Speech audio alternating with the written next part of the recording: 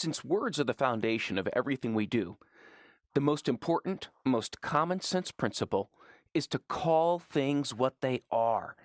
Use the plainest, clearest words to describe your product, your service, or your activity. You can't afford to be mysterious. This is the basis of search engine optimization, understanding the words that our searchers are using and matching what we have to what they want. The better you match the words the searchers are using to the information on your site, the more you're going to create relevancy. So words are associations. People associate specific topics with specific words. And so you want to be clear. Words are also symbols. They stand for additional things. We talked about the different kinds of searchers. Symbolism is very heavy because they will type in a word thinking that they're going to see something, but many times it's confused with other markets or other industries. And so we need to understand what they are searching for when they put words together.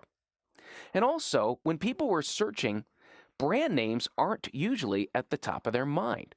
Their need is at the top of the mind.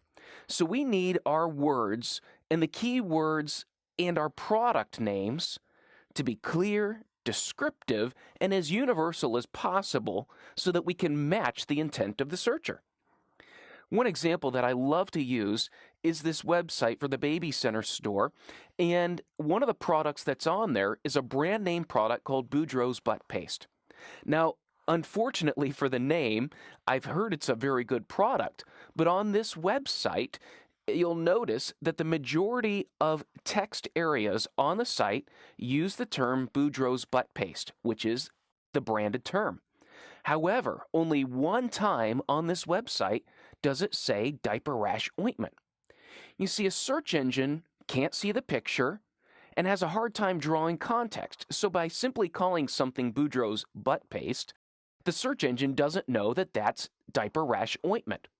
And what do you think a searcher is searching for?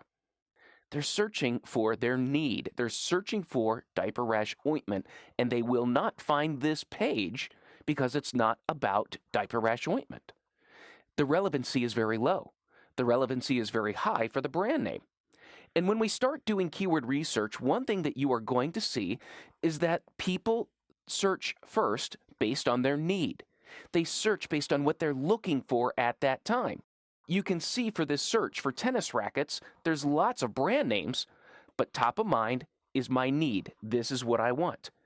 Even when we look for digital cameras, people search on brand names, but overwhelmingly they search first based on this is what I need. Also for laptops, people start out with the general word first, the shotgun searcher. They're looking for the concept, and then they realize that they need to refine and develop their words from there. So when we're looking at our sites and evaluating the words that we use, the first thing you need to eliminate is the in-house language, the words that you use in your own industry or in your own company that your customers don't use.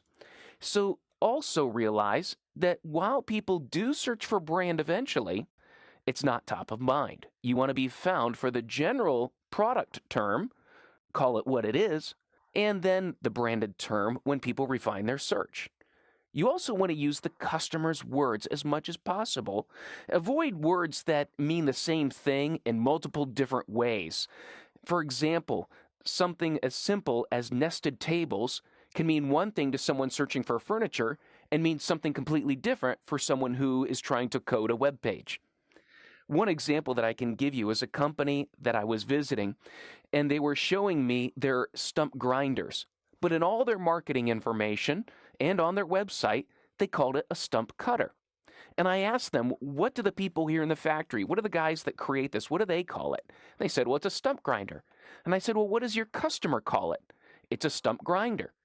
Then I had to ask, why do you call it in all of your marketing literature a stump cutter if no one calls it that? Their answer was simple, and it's one that I've heard constantly. We've always done it that way. For 60 years, they've been calling things their own in-house language, their own in-house brand, and it carried over into the marketing, but not drawing the connection that they need to match their customer's language and calling it what it is. So when you call it what it is, the first thing you need to think of is what words would a customer use? What are they searching for? And how can we align our products, our services, what we do to the words they will use?